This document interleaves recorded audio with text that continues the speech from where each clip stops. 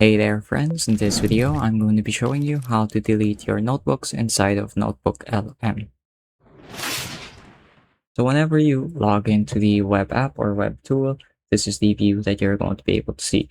So as you can see, just scrolling down, you should be able to see your recent notebooks.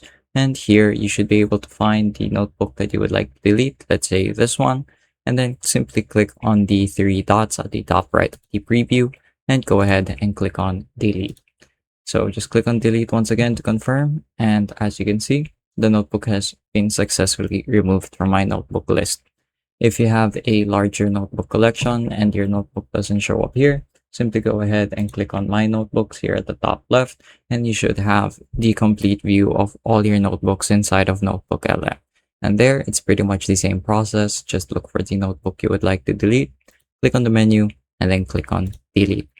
So it's really that quick and that easy. One thing to take note of is that whenever you create a new notebook, there isn't unfortunately any way to delete it while you're inside of this window.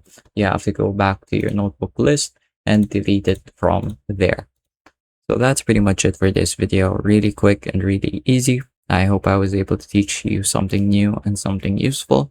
And as always, thank you for watching.